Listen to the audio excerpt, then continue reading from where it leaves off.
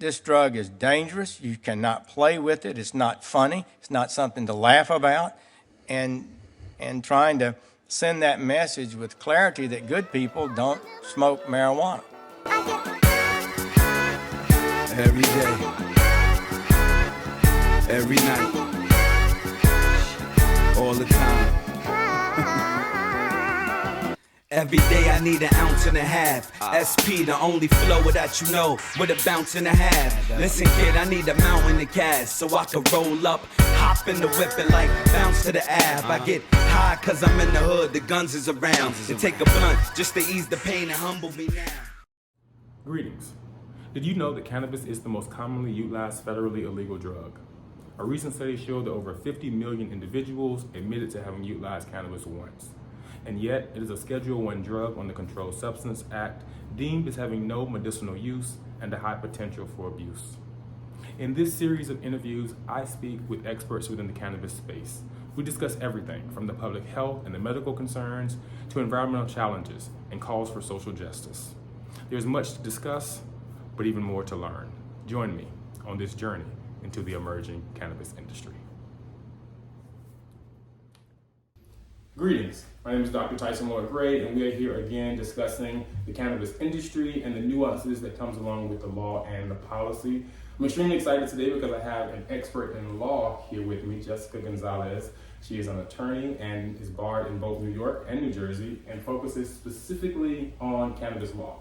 And so I want to jump right in and ask the obvious question: how did you get into this particular niche area of law that you're practicing cannabis law? I don't know any other cannabis law attorneys, to be honest. Right. So I get this question a lot, right? What is sort of cannabis law? And then I always have to tell folks, there really isn't such a thing as cannabis law. It's more just how cannabis touches every other established area of law. So I get questions a lot from law students, college students, even lawyers who are saying, how can I become a cannabis lawyer? Yep.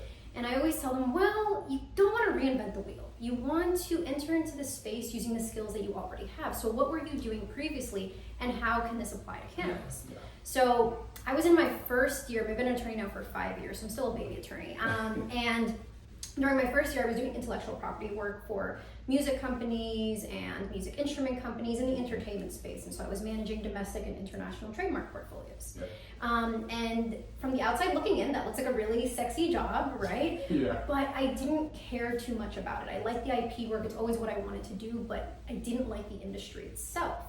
And so I had to start thinking, well, how can I use my legal degree to something that I really enjoy, something that I'm passionate about? My boss at the time was an entertainment attorney, and he still played in his band, he still went to music conferences, so I said, if he can create a very niche area for himself, why can't I?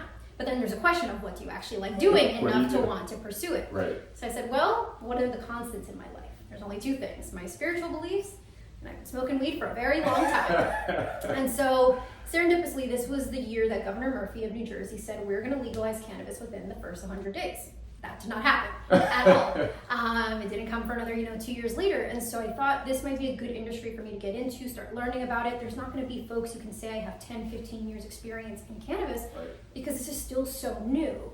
And so it's a good opportunity for young attorneys, for new attorneys to really enter the space, create a name for themselves, try to shape policy that still, hasn't been established yet. Right.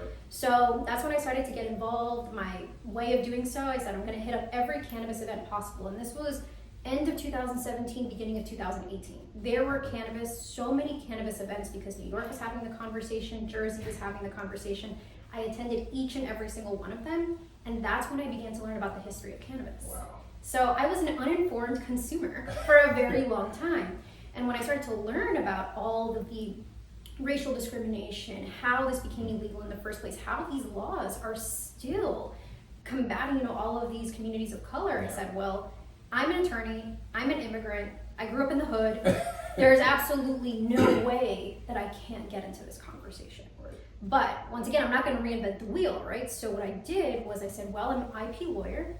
Perhaps this industry needs IP lawyers. So I started to look into trademarks for cannabis and how that was happening. But because cannabis is illegal on the federal level, you can't get trademark protection for your cannabis brand. Oh, wow. So no plant touching company in the US, no brands, cannabis brands, have IP protection for their plant touching goods or services. Wow. So now you may have a product in California and one in Colorado under the same name, and there's very little recourse for them. But that's the whole purpose of trademark law, is to nix the confusion in the marketplace. So I decided to get involved in that, and then my practice grew from there to regulatory compliance, to more business transactional work, because I do the registrations, I do the brand, you've got to get creative, and clients would say, well, do you do distribution agreements? Do you do white labeling agreements? All of this hinges off, licensing off IP, and I said, yes, I do. And it started to grow from there, but now the bulk of my practice is assisting folks with cannabis state applications. Okay. But still doing the IP work as well. So that's how I got involved. Okay. Very interesting. I think there's so much to unpack there, and I think there's so many nuggets in that, specifically because the way I got involved is through environmental law, right? And so when you say don't reinvent the wheel, right? If you're doing, something in property law, there are things that, around retailers and distributors, and how do you find, space. And so I think, taking your expertise and applying that to cannabis is great advice. And again, specifically what I did that brought me into this space. Right. You're like, don't you do environmental law? And I'm like, it's connected, right? Exactly. Because it covers so many different Cannabis things. touches everything. It is so multifaceted, right? If you're interested in employment law, the employee litigation is going to go through the roof in the next couple of years, right? If you are a corporate attorney, that is what we absolutely need right now, folks who are well versed in both regulatory and corporate, right? If you are somebody who wants to do environmental, every single state application requires you to do an environmental impact plan. Yeah. So that comes into play. So whatever area anybody's interested in, cannabis is going to find its way into it. Yeah, interesting. Okay, so you threw out the elephant in the room that cannabis is illegal on the federal level, right? And so just for our viewers, let's just break down, what does it mean for a drug to be listed as a Schedule I drug on the Controlled Substance Act, and what are the then ramifications for being caught with that drug or utilizing that drug generally, right, across the board as it pertains to federal laws? Sure. So it's so interesting, the fact that cannabis is really a Schedule I drug, because in order for you to be a Schedule I drug, right, it has to have no medicinal value, which obviously makes no sense because we have 37 states that have legalized for medical cannabis. Right. And the second one is that has a potential for abuse, which we haven't seen. We haven't actually seen that. We have no reports from that. We have no medical studies from that. Instead, what we're seeing is that this is not a gateway drug. This is actually a drug now that they are using in various substance abuse facilities to get people off of hard drugs like opioids and prescription drugs and harder drugs, like cocaine, heroin, all of this stuff. They're using cannabis now to help them off. So back in the day, during DARE class, they were teaching you, this is devil's lettuce, right? You start off with weed, all of a sudden now you're going to start, going into other things. That's not actually the case. So even though this is illegal, on a federal level, the states still have some sort of, power to enable their own regulatory schemes. Mm-hmm. And we used to have different, the Cole memo, we used to have all these things at the federal level that insulated states and whoever's operating under their state's regime from federal prosecution. All of that was taken away post-Trump administration.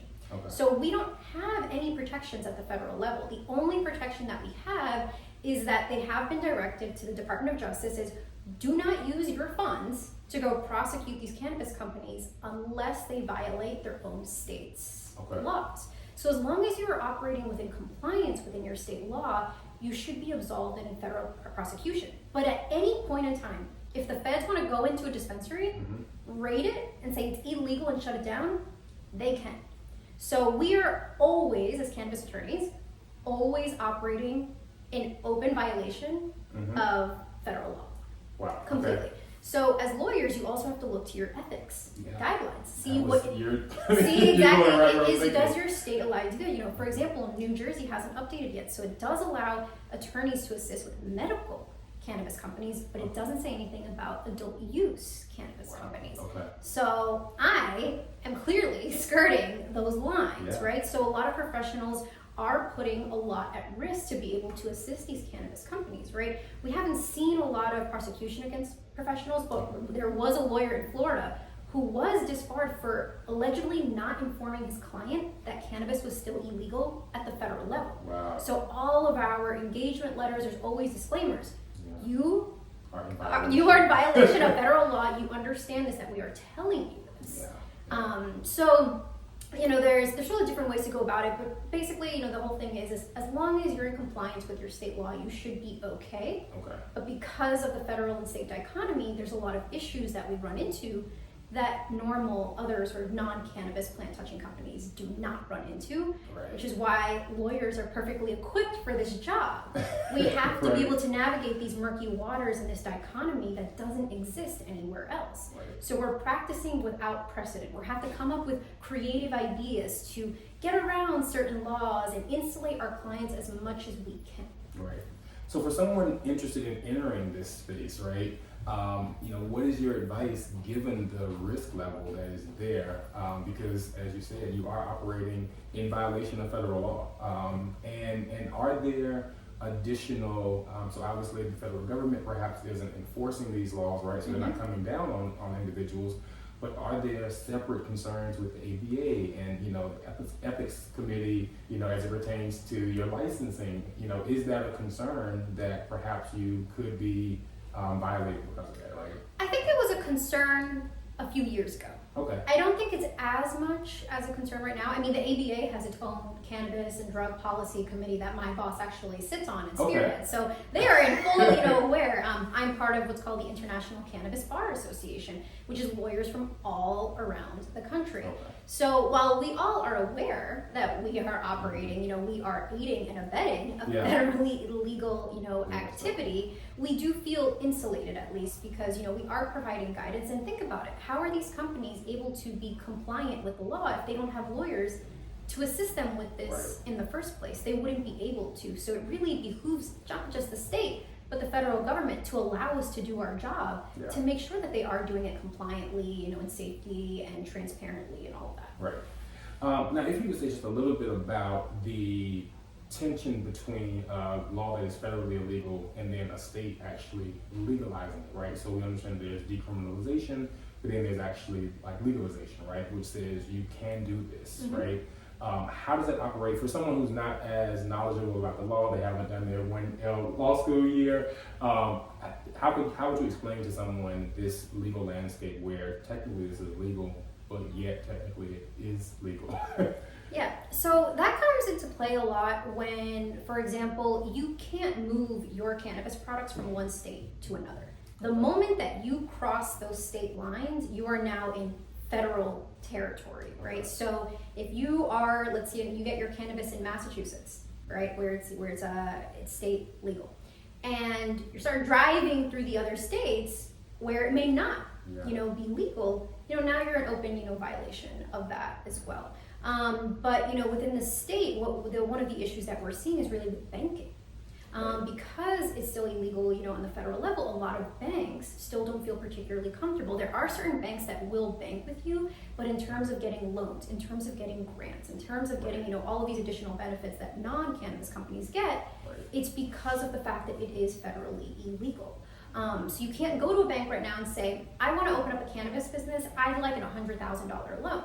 Yeah. But you can go and say, hey, I'm going to open up a liquor store on the corner and I'd like $100,000, and they'll give it to you. Yeah. But for cannabis, not exactly, right? So that's one of the, the issues that we're facing. We didn't have insurance for a long time for a lot of, these cannabis companies as well. Now a lot more insurance brokers are getting, on the bandwagon, but it is quite expensive. Right. And one of the tensions of the fact that the federal and state dichotomy is that it makes everything more expensive. From property to professional services, to trying to, because of the risk factor. So it's what we call the green tax in this space. Everything comes with a heftier price tag because everybody is assuming a certain level of risk. Yeah. So people need to understand that if you want to get into this industry because of that high level of risk, it is that much more expensive, but it's exacerbated by the fact that you can't go to a bank and get that loan. So now you're only looking at private investors, you're looking at family, friends, and that's when really the disparity starts to get bigger and bigger, because unless you got an uncle who's like, yeah, I got $1 million here in my pocket, to apply for one of these licenses, you have a hard time, getting up that money. Then the other thing is taxes, right? So because we have an IRS tax code 280E, that's on the federal level, it says, hey, cannabis businesses, you can pay state and federal taxes, but guess what? You can't deduct your regular business expenses. So now you're operating at about a 50 to 70% effective tax rate, Yeah. which is now cutting into your profits immensely. Yeah. But yet you can't still go to a bank and get that, but you're paying taxes on it. Yeah. So that's where, you know, a lot of that tension comes into place. A lot of time it comes down to money. Yeah. Definitely a difficult industry to get in from a financial standpoint, but also from a regulatory standpoint, right? I know that you do a lot of work in the space of social equity, right? Because where there's, you know, rules and regulations that are more, you know, taxing, and you have higher entry costs, the individuals who are disproportionately impacted are oftentimes going to be Black and brown communities who don't have the capital. And so what type of work do you do to make this space more open and more accessible to individuals who perhaps would not traditionally be able to enter into this type of business? I leveraged my privileges. So I always tell everybody, you know, when I'm in an audience, I say, you know, everybody here has a certain level of privilege, right? Like, for example, some of mine is I am a citizen of this country. I'm an immigrant, but I have my citizenship. I can speak English, and I also have my law degree, so I know exactly, you know, how to protect myself. Yeah. So I have these 3 tools in my toolkit. And when New Jersey was having this conversation, New York was having this conversation about, you know, we're getting ready to legalize. If you start looking at the first iterations of these statutes and these bills, Yeah. social equity is really not a part of it, right? And we always get the question, well, what is social equity? What is, you know, social justice? And to me, you know, it's having, you know, a regime, a policy that is centered around repairing the harm caused by the criminalization of cannabis, because it was deemed illegal, made illegal, specifically to target and disrupt communities of color. That is a fact. We have recordings that help support this. Right.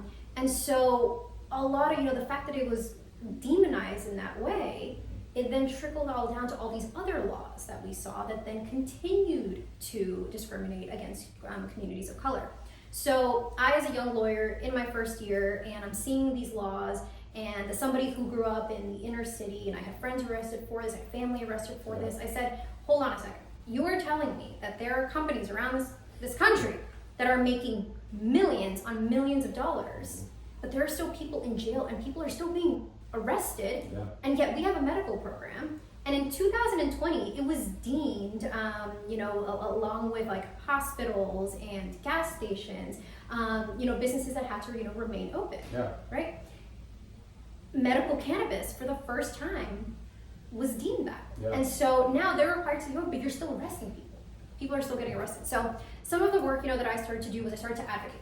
Okay. I started to drive up and down the state of New Jersey, anybody who would hear me.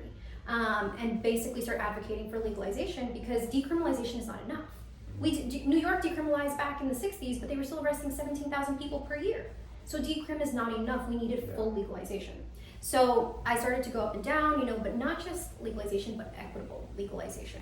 And when you start to see the numbers of who owns cannabis companies and who's still in jail, the numbers, you know, are inverted. So I think right now it's about like 82% of cannabis companies are owned by white companies. Wow.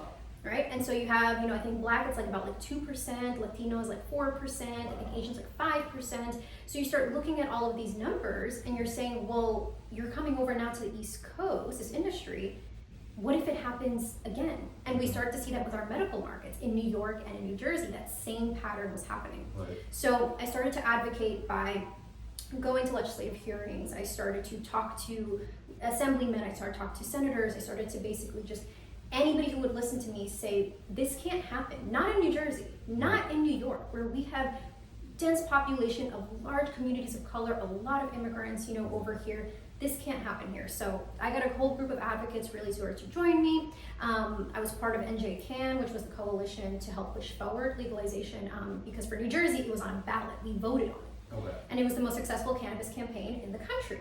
And I led the social impact committee. And my purpose of it was, when we're talking to folks, we need to make sure that the conversation stays on social equity, social justice, that it's not an afterthought, but that it becomes the nucleus of this bill and that everything else is built around there. That didn't quite happen. So the legislation actually dropped their bill 3 days after the vote happened, with a vote to be scheduled on in 3 days, which was a Monday, so over the weekend. So they very quietly put forth the bill. I got a hold of it, I read it, I hit the panic button. I said, I need to get my friends from around the country. I got 15 of my friends from around the country who are advocates, who are business owners, who are regulators, and I said, you need to stop this bill. So Monday, it's on Zoom and it's the hearing, and now you have all these people on this call all backing me up with the same exact message. This cannot move forward. And it didn't move forward. Wow. It was Congrats. stalled. Thank you. And then we were able to get language into the statute that we wanted to see. We wanted to see a percentage for minority-owned applicants. We wanted to see tax revenue going towards these communities. Yeah, we absolutely. wanted to see mechanisms to provide communities of color with a meaningful opportunity to participate. And then on the regulatory level, because statute is just the first part, that's just the foundation. Yeah. Then you get to the regulations, and that's where the magic happens. Okay. So I advocated heavily of whatever you can't get into the statute, you can get into regulations. So I Okay. started to advocate, work with groups And behind give us a that. little bit of the distinction between the statute and the regulation. Sure, so the statute lays the foundation, that's for the state, that's from the legislator, that's what it comes by. That's what created and legalized adult use cannabis and created the market. The regulations, though, is how are we going to implement this industry? Okay. How, the licensing requirements, any other things. It's the rules to the game. Yeah. And that's where you can get a lot in. So I made sure that I advocated quite heavily, behind different groups. Then once that was passed, now it's onto the municipal level. Because the municipal level is where the shenanigans Okay. happen. Because mostly every state, they always give the towns full discretion as to how they're going to license, who they're going to allow, who they're not going to allow. So now you have these little mini governments also that you need to start educating and working with. Yeah. So that's the work that I've been doing for 4.5, almost 5 years. But listen, I was at 29 years old, I was able to see language in the statute, my language and regulations, and then in the city that I grew up in, Jersey City, I was able to help out and shape that ordinance. So my advocacy work was a lot of how do we shape this policy, how do we educate our community, and how can I educate folks to help me advocate and help them advocate for themselves. Right. Now you said that for New Jersey, you guys got it through on a ballot initiative. Mm-hmm. What are some of the distinctions there, again, for individuals who may not be familiar with the different ways that a law actually becomes a law? What's different about New Jersey as opposed to, say, Massachusetts or California that made this cannabis law legal there? Yeah, sure. So, since we're with New York did it legislatively. Okay. Right? They didn't do it through a ballot initiative. Certain states you can do it on a ballot initiative, in certain states you cannot. So you got to check out whichever state you're in and see whether or not you can actually do it that way.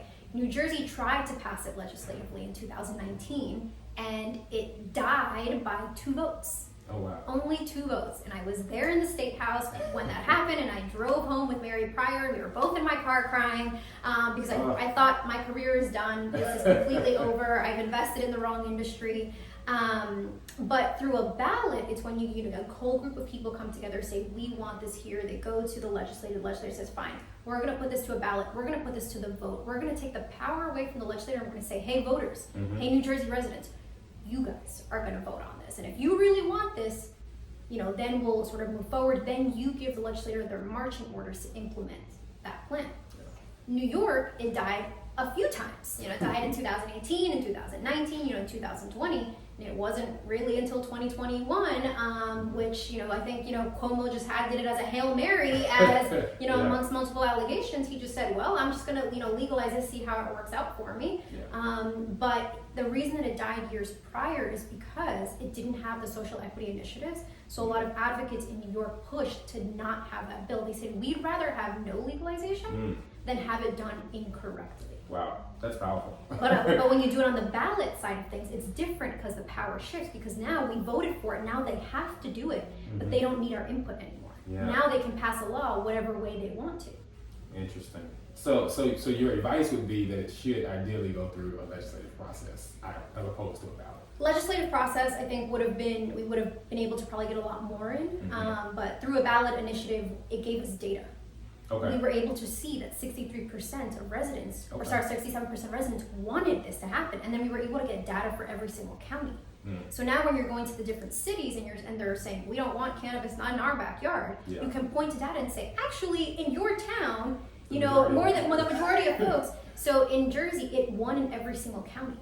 Wow. Not one county, was less than the 50%. Wow. Okay. So now, we also can use it as a talking point with data. That's not something you can do legislatively. So I think there are pros and cons to both, because Yeah. let's say you push it to the ballot and you have, an organization that doesn't want this to happen, and they have a lot of money and they can influence and they can, say that this is, the devil's lettuce and all this stuff, then it might not work. We had to put in a lot of effort to make sure that we got the point across, because remember, this was mid-pandemic, so it's not like we can go talk to people. It's just all online. Wow, a lot of work. Yeah. So let's get into some of the policies and regulations, Sure. right? So when you get down to the nuances of, how is this implemented? We know that a number of states had already legalized prior to New Jersey. So what had you learned from that, right? Were you able to do research and say, okay, we know these things don't work, so we're not doing this. We know these things do work, so we definitely want to implement this. What were some of the lessons that you were able to glean from other states? And what were some must-have regulations and policies that you felt like needed to be in New Jersey? And perhaps in a state that's, pre-legalization, right? What are some of those regulations?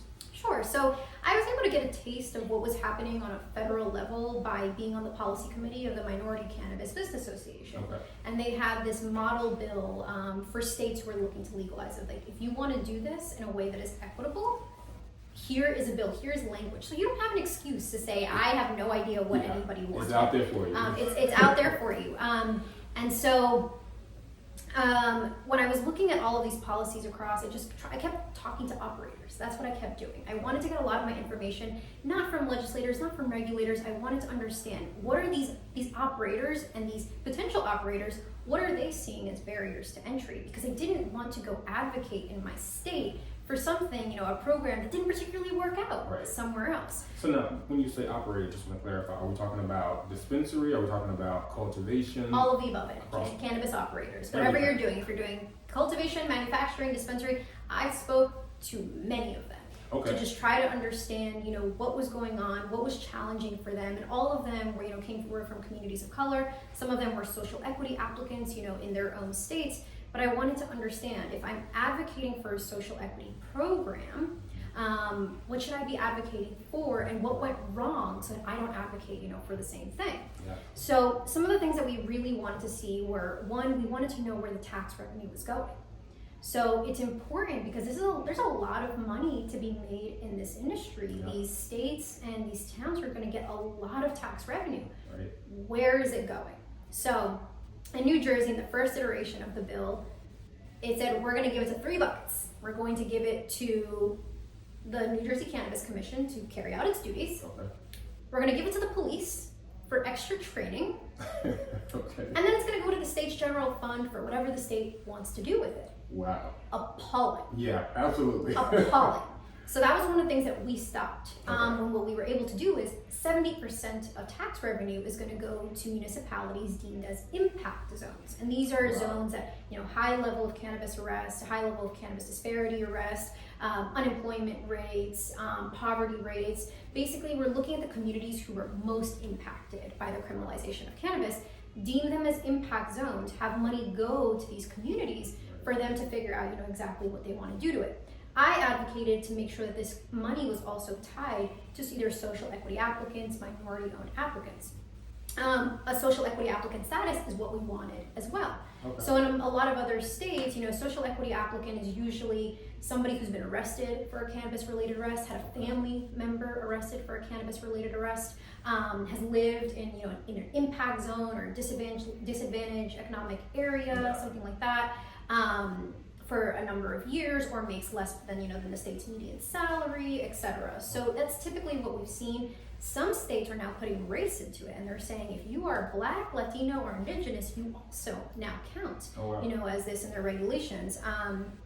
So we wanted a social equity applicant status. So we wanted to know where taxes were going. Yep. We wanted a social equity applicant status, as well. The other thing, that we really wanted to see is we wanted to see a portion of licenses and make sure that they are allocated specifically. We can't really say set aside, right, for constitutional purposes, but we wanted a goal. We wanted at least a floor, right? So in New Jersey, we have at least 15% of all licenses have to go to minority certified businesses. At least 15% to go to women or disabled veteran certified businesses. New York took it a step further. They said, we have a goal of giving 50% of our licenses to those who qualify as social equity applicants. Oh, wow. Okay. So we wanted to make sure that we had as well, because what we were seeing in other states is if you don't have tax revenue specifically earmarked for these purposes, where's this money going to go? In Oregon, they had no idea that for years 80% of the money was going to police. They had no idea. Wow. So it's important to really track that as well. So those are some of the things that we really wanted to see. And what we also started to advocate for is against predatory practices, because what was also happening in other states is these companies are coming and saying, hey, you Latina woman, hey, you Black man, I want you on my application so that I can get one of these, I can become a social equity applicant, or I can become a minority owned business. Yeah. They get their license and they say, bye, adios. Wow. Thanks for your service. So we advocated to make sure there were guardrails in place for that, to make sure against predatory practices on a contractual basis. So New Jersey's regulations are the most complex, the most challenging that we've seen in other states, but it's because they've put up these guardrails. So they said, if you're a social equity applicant status, if you are a minority-owned business, you have to maintain that status for 2 years post-operations. If you are, given, you're going to say 51% owner, you're entitled to 51% of the profits. Because what we're seeing in other states, they'll be like, yeah, you're 51% owner, but you're not getting any money. Wow. So we advocated for, various of these guardrails in place. Wow. Okay. So that's super interesting. And definitely like a perfect way of learning from the mistakes of the past, Yes. right? And I think we're at 37 states now that are legal. Is that correct? For medical. For medical, I 37. think we're about like 17 or 18 for adult use. Okay. Which means that as we see other states legalized, and ideally they'll take some of The those same thing models. happens. The same thing happens in every state. Illinois was supposed to be the golden stamp of a social equity program, and it was absolutely disruptive. It was so bad. So we're saying, like, we're seeing this pretty language in statutes and regulations, but if there's no teeth to it, then what are we going to do? So we advocate also for timelines. We want to know. We want these. We want these mays to be shalls, right? In the language, because now we've seen that if it's a may, then they don't have to create this if they don't want to. We need to make sure that things are funded. But we're also seeing a lot of states coming up with funds specifically for social equity applicants or those from impacted communities. Right. We advocated for funds to be, prepared as well. But the problem with these funds is they're always after the fact, because these funds are funded by tax revenue. Okay. So it's, New York recently came out, and I think the governor, she said, we're going to create a $200 million social equity fund. And everybody's like, wow, this is fantastic, this is great. Yeah. And I'm here like, did nobody read that line that said it's coming from tax revenue? Meaning it's going to come after the fact, after these operations, are already in place and making money. Then this fund is going to, be allocated towards everybody. Exactly. But now everybody's already started. So we want to see it before that happens. Fund it before licenses are awarded. Interesting. Okay. Now, is this an excise tax that's being levied, or is this a sales tax? Where are these tax revenues coming from? Sales tax. Sales tax, in New or Jersey. some excise fees, as well. It just depends. Like New Jersey has like a very low sales tax for cannabis. It's just the New Jersey, the state sales tax, plus each municipality can add up to 2%. Okay. So the highest you'll see is like an 8.625% tax rate, which is really low. When you look at California, it's like 30%. When you look at other states, it's like 27% around there. Yeah. So New Jersey is relatively low. However, with all these municipalities being able to add their own small taxes, it may not look like a tax on your receipt, but you're going to see it in the price. Got you. So now, that makes the concept of future federal legalization very interesting for financial reasons. Yes. Because if the federal government legalizes, they are taxing as well. 100%. And so now you have the state tax, which in some states, as you said, California is exorbitantly high, and you got the federal tax, right? So is this a good thing if it gets legalized on the federal level for the operators? So I'm patient with federal legalization. Okay. And the reason why is because if this is federally legalized and you're able to conduct interstate commerce, Right. We got Walmart coming in. We have Target coming in. We have big alcohol, big pharma, big tobacco, who've been preparing for this. Like, if anybody doesn't believe that they are not preparing for this, they've been preparing for this. They have the capital, they have the infrastructure, they have the human capital to be able to put this out. So once federal legalization opens that up for them, this industry is going to be very different. You know, it's already an industry we're seeing a lot of mergers and acquisitions. It'll be exponentially that once these license holders are able to, you know, really expand into other states. And so I'm patient with that because no state has gotten it right. So no state has gotten it right just yet. I don't have any faith that the federal government will be able to get it right for the entire nation as a whole, but I am a proponent for decriminalization. Because at least federal decriminalization, the arrests stop. You stop the arrest, right? And then little by little, you know, they can really start putting forth, you know, lifting up, you know, prohibition. But until that happens. And are there still currently, I mean, I know that you can be arrested, but do we see a large number of arrests that are still happening? Not for as much for possession. And that's what was the majority of them. The majority was for simple possession. It wasn't dealers. It wasn't, you know, people, you know, like carrying weight or a couple of ounces in your car. It was just like, it was a J here, a couple grams here. So we're not seeing that anymore, you know, at all. But, you know, the folks who are still driving across state lines in their trucks, you know, that smell like weed, you know, they're still getting stopped. They're still, you know, in violation because even though it's legalized, it's only legalized up to a point. Right? So, for example, I think in New York it's up to 3 ounces. New Jersey is 6 ounces. So you can carry 6 ounces on your person and completely, you know, be okay. But then the other issue is New Jersey doesn't allow you to consume in public places. So you can't consume on the street. And if your landlord tells you you cannot, you know, smoke or vaporize or aerosol in your building, then you can't do that. So if you can't do it outside, you can't do it in your home.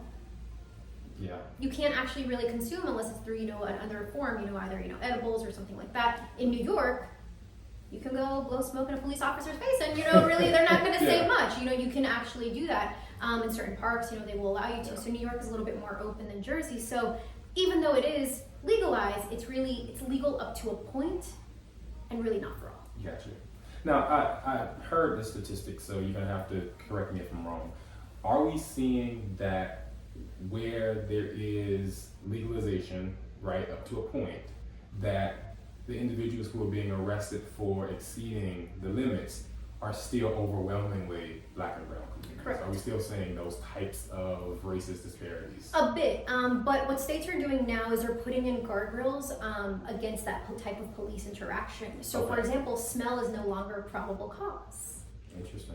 So that cuts off the proximity, right? Because now police can't say, well, I smell it on you or I smell it in your car. It's like, well, you can smell it all day long and smell is no longer probable cause. So that is what we want to see. You know, New Jersey took it a step further and said if cops, you know, cross the lines and they're using smell as probable cause, now there's ramifications for the police. And let me tell you, they were not pleased about that at all because they said, well, you're taking away our, you know, our rights, you're taking away, you know, our job things. But that was the purpose, is to be able to cut off that proximity because, you know, as a Black person, you're 4 times more likely to get arrested than your white counterpart, despite the fact that both demographics consume at the exact same rate. And that's what we're trying to do. Cut off that proximity, you know, to police. So I know you do a lot with social equity. Obviously, you're very passionate about it, right? And you are the general counsel for Minorities for Marijuana, correct? Yep. So tell me a little bit about your work with that organization, in that position. You know, what do you do with them? Sure. So M4MM is their national organization. I think they have about 28 chapters right now in the United States. And what they do is they provide resources and jobs and networking and education for communities of color. So I first started out actually as the vice president of Latinx affairs. And then when their general counsel stepped down, they asked me to be a part of it. So what I help, you know, is mostly just as any general counsel would, right? If there's any sort of potential litigation, you know, we analyze it. If there are contracts that need to be done, you know, we analyze it. If there's policy that we want to get involved with, you know, we do it. You know, for example, the firm that I'm at right now, Hiller PC, was the firm that sued the DEA and petitioned the Supreme Court to deschedule cannabis on constitutional grounds. It was a huge, huge lawsuit, a very historical lawsuit that was brought. And they asked minorities for medical marijuana, will you write an amicus brief in support? So we had 15 amicus briefs, and Minorities for Medical Marijuana and the Minority Cannabis Business Association combined together to put forth their own amicus brief in support of that. So unfortunately, the Supreme Court declined it on some sort of technical issues, but regardless, it was still a very historical lawsuit. So those are some of the things that I assist with. But for those looking to get into the space and who are looking for a network or they're looking for job resources, it's a really awesome nonprofit organization, and they've been doing the work for a very long time. So it's just a great, very honored to be a part of it, and they've had their hands in a lot of shaping policies across the nation. Okay. And so we're talking about policy. I know that Cory Booker, I think Senate leader, recently proposed the Cannabis Administration and Opportunity Act, right? What are your thoughts on that? Do you think it goes far enough in providing redress to the war on drugs? And what is your hope for it passing? It's a little tricky. I don't think it goes far enough. Okay. Because I think when we're talking about these bills that are looking to legalize, on all fronts, we want to make sure that it's the Black, Latino, and Indigenous communities that are really going to get first bite at this apple. So if there's any federal cannabis licenses, right, we want to see some earmarked specifically for them. We want to see this tax revenue. We want to make sure that these, expungements are happening, all across the board. We want to make sure that these resources are there. I don't think it quite went far enough. Okay. But then again, we also don't want to let perfect be the enemy of the good. So there's always, a way to establish a foundation. But I would really like to see decriminalization first. Okay. I think if we start off with decriminalization first and we can work our way up to legalization, at least, like I said, we stop the arrest and we stop, all of these folks, because yes, if you're living in a state that has legalized, that's great, but that's only 17, 18 out of all the states. So all of these arrests are still happening around the country. Yeah. And there's folks who are still in jail or people who still can't get their record expunged. Yeah. So they're limited in the amount of employment opportunities, housing opportunities, educational opportunities. Let's take care of them first before we really start opening up the entire country to everybody who's going to get in on these licenses, because more often than not, it's only going to benefit these very well-capitalized operators. Yeah. Sounds like you probably will be anti-vertical integration. I had a conversation recently about that. Do you have any thoughts on it that you want to share? So I'm not anti-vertical integration, but I am anti-vertical integration from the beginning. So The reason for that is because, with vertical integration from seed to sale, you're going to get all licenses at once. Yeah. It is extremely expensive to go after these licenses, right? Even with the lowering barriers of entry by lowering application fees or offering technical assistance or having these incubator programs, it's still really expensive. For all cannabis companies, you should expect to operate at a loss for the first 3 to 5 years. Wow. Okay. So you need to be able to, you have cash to burn for those 3 to 5 years until you're actually in the green, and it's because of the taxes.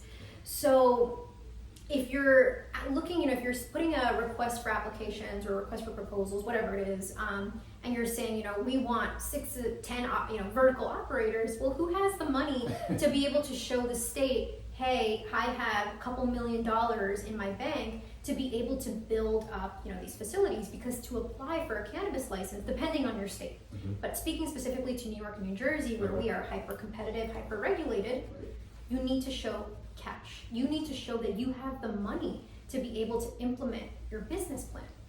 So if you can't show that you have these funds earmarked, you're not getting a license. So you need to have the funds already there. You have to show it one way or another. Wow. So if you're offering vertical applications, vertical licenses, then there's only going to be a certain limited amount of folks who can actually pursue one of them. So I like what New Jersey did, which was they said, for adult use cannabis, nobody can have vertical integration for the first 2 years. Okay. So you can own a cultivation and a processing at the same time, but you can't sell. If you want a retail license, that's the only license that you can have for 2 years. And then after that, you can go and apply for another license. And now you'll be able to cultivate, process, and dispense. So those 2 years in Jersey end February 22nd, 2023. Interesting. But right now, but they also said you can only have one open and pending application per class. So you can only apply, if you're going to apply for a retail, you can't put in 3 retail applications. Okay. So one retail application, that's it. For cultivation, one cultivation, that's it.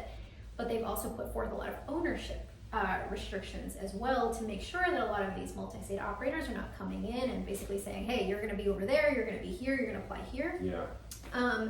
So I'm not against it because I do think that having control over your supply chain helps to offset a lot of costs, and Right. it gives you that certain level of control. But I think from the beginning, when you're offering up these licenses in the first place, there's only very few companies who are going to be able to actually show the plan, have the professional services, get the land, hold on to property, which is a huge issue because to get a license in New Jersey and New York, you need to have site control. So you need to have a property. You need to have property, you need to have a team, you need to have money. Wow. Okay. So imagine if you're going for a vertical, you're going to have to show them that you have a place where you can cultivate, process, and dispense. Wow. And You most of the already time, have that. that's 2 locations. Yeah. Because most of the times in the towns, you're not zoned for both. So now you need to hold 2 properties down for a certain amount of time. Yeah. That's indeterminate. Because Wow, you have no you're idea what applying. the state, exactly. Wow. What are the numbers for getting into the industry, specifically if you want to have a retailer or if you want to, get that type of license? And in addition to that, are there additional grants that are available through the legislation that would provide for individuals that are social equity applicants to be able to offset those expenses? So that's a great question. It's a question we get all the time from a lot of prospective clients who say, how much is it going to cost for me to enter into this? You should really allocate, we always say, about $100,000 to $150,000 to prepare an application. Wow. Okay. And the reason for that, they're heavy lifts. They're not 25-page applications that you're just sort of filling out. It requires an enormous amount of information. You need to show site control, you need to show proof of local support, you need to have an environmental impact plan, a community impact plan, a workforce development plan, a security plan. You need to show your standard operating procedures for each type of thing that you want to do. So it's so much that goes into it. There's such a high level of compliance. That's why you need professionals to be able to help guide you through it. And then you need site control. And these landlords, whoever has space and property right now, they are having a good time. They are having a ball because they know that their property right now is gold. Yeah. If you're sitting in a commercial zone property or an industrial zone property, and you know that everybody's trying to get these types of licenses, because I think in Jersey, 56% of towns opted out. Interesting. And New York, I think it was a very similar number. I think it was around like the 50s to 60s that opted out. Okay. So now you only have these like 40% of towns that you're working And they're with. taking And then you have to go find property, and they are raising it because they're saying, oh, yeah, you want us to hold the property for you? Sure. This is how much it's going to be. So you're paying for holding fees. Yeah. Because you have to show the state. The state will not give you a license unless you show them that you will have final control of that location. Wow. So it's Interesting. a lot of money. And so It's think a lot, about like yeah. your accountants, professional service. You need accountants, you need lawyers, you need an application writer. Yeah. As well. Our firm, we have our own in-house application writers, so that helps offset the costs. Okay. And we operate mostly on flat fees to be able to also provide some transparency and stability, to our clients. A lot of firms, won't do that. I know firms who say, yeah, we can do this for you. You can pay us $100,000 retainer fee. Or $75,000, retainer fee, and then think about folks who don't have that kind of money to really sort of put up front, right? Or who say, but I need a lawyer to be able to go get investment money. Yeah. And enable for me to pay you, lawyer, I need to get that investment money. Yeah. So it's very expensive. It's something that I have to have these hard conversations quite often with people who want to get involved. They haven't done the research and they don't understand that. That they're not entitled to, sort of one of these licenses, that it is still a competitive process and it still takes a lot of resources and a lot of time because the states are still nervous. Yeah. They're still concerned. They want to make sure that this industry is going to be successful. They don't want us to see this burn. Yeah. So they need folks with experience. They need folks who have the capital, who have the property. So Right. when you get the license, you're able to get up and running. You're Yeah. not going to need to go and look for it, right? And stay in business through the downturn of not making profits for the first couple of years. Exactly. So they want to see your financials. Yeah. Now, if you don't have financials, for the individuals coming in who are social equity applicants, right? They don't have the $150,000, $200,000 sitting in the bank, right? Some of them may have prior offenses, right? what programs are available for those individuals that allow them to be able to still enter this space? Or are there programs available? There are some programs. There are some groups who are doing some really good work. Like I know, like Ease has, an incubator grant program every year, and they give $50,000 to those who are accepted. Supernova Women out of California, so huge shout out to Amber Center and the folks over there. They have, a fund as well that they sort of generate from folks. But in terms of states doing this, we haven't seen it really just yet, and the reason for that is because, as we were discussing, it's money that comes in after the fact. Yeah. So, New York is supposed to have this fund set up, but it's going to come after the fact. New Jersey has this office called the Office of Minority, Women, and Disabled Veteran that is still not up and running yet. But yet these licenses a period has already opened, but they're not up and running yet. Because they don't have the funds. So, and this was the office that is specifically allocated to provide education, to provide technical assistance, to provide these loans and these grants. But once again, all of this money was supposed to come from tax revenue, or once again, after the fact. So unfortunately, we get this question all the time as well, is where can I find money? Where can I do this? And we always have to say, one of the first questions we ask is, are you funded? Wow. And where, are you getting these sources from? So, you gotta go to family, you have to bootstrap, you gotta go to friends, you have to have, people who are going to really, believe in you. And it's a lot more persuasive to say, hey, I have a license, I need funds now, than it is to ask, an investor, hey, I need funds right now, and by the way, this isn't a guarantee, because Right. these aren't guarantees either. So you're putting up all this money for the chance, not for the guarantee. Interesting. So still a lot of work that needs to be done. A ton of work that still needs to be done, and that's why I think like lawyers, young folks are really equipped to get into this industry because there's still so much happening, and there's still a lot of room for creativity, a lot of room for all these ideas. But funding is just one thing that it's the biggest barrier to entry by far. If you ask any operator anywhere, that's what they're going to tell you. It's money. Wow. Okay. Well, listen, I think that New Jersey is lucky to have you advocating on their behalf. New York as well, and really the nation, right? Because you're kind of on the precipice of a lot of these legislations and policies that are happening. So I think it's great that we have you with your knowledge as well as your passion for social equity. Tell us before we close out, what is your prediction on the next 5-10 years in this industry? How do you see it progressing based on what you've seen so far?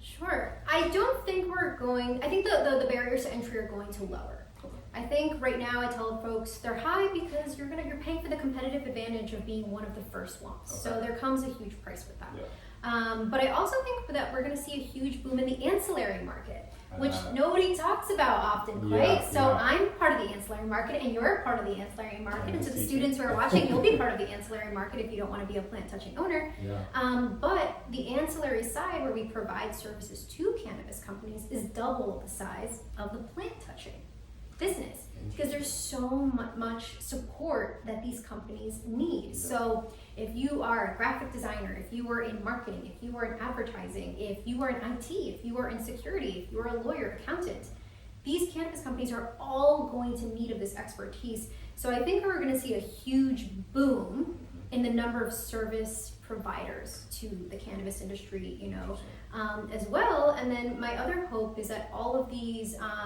Black, Latino, and Indigenous folks who may have otherwise gotten arrested and who are now not getting arrested because of these laws are actually going to be able to come in and, and participate. And I'm hoping that these numbers that we're seeing right now, which is like 2%, 3%, 5% of communities of color, it's too low. And so my hope is that we'll see those numbers rise over time as barriers to entry, start to lower, as people get the experience necessary, but also taking consideration of the fact that a lot of those folks may not have records anymore that they might have otherwise. Yeah. Great advice for students who are in undergrad, who are thinking about their futures. Yes, get involved. Yeah. Absolutely. I tell everybody, this is an industry that is still so nascent, so don't have FOMO. A lot of people have FOMO about this industry. They're like, it's too late, I don't know anything about it. Absolutely not. We are still we barely scratched the surface. Yeah. This is an industry, it's a once in a lifetime thing that we're really seeing unravel here, but it's going to evolve. It's evolving every single day, all the time. And that's why it's really great for anybody who wants to get involved right now. It is absolutely not too late, but this is the biggest generator of jobs in the world. It's the fastest growing Yeah. industry in the world. So if we're looking, at these numbers, it behooves anybody who's interested in the plant or passionate about it to get involved, because I think that there's just going to be so many opportunities. And think about it, in about 5-10 years, I'll be able to say, like 35, 40 years old, because I've been in this game for 15 Yeah, years. you'll be a veteran. And exactly. And there's not going to be many folks. So even now, I really encourage everybody to just, if this is an industry that you want to be in it, but you also can't be in it and not be an advocate. Yeah. It's a disservice to you, it's a disservice to your community. So you got to make sure, if you want to be involved, find also ways to be an advocate for, to lower these barriers to entry until we end up reaching an equitable market. And quite frankly, we're just not there yet. Yeah. Well, again, a lot of work to be done, and thank you for being on the forefront of that work. Thank you. And thank you for taking time. I know you're a busy woman, so thank you for taking time. No, of course, to it's speak an with honor us. to be here. Thank you. Thank you.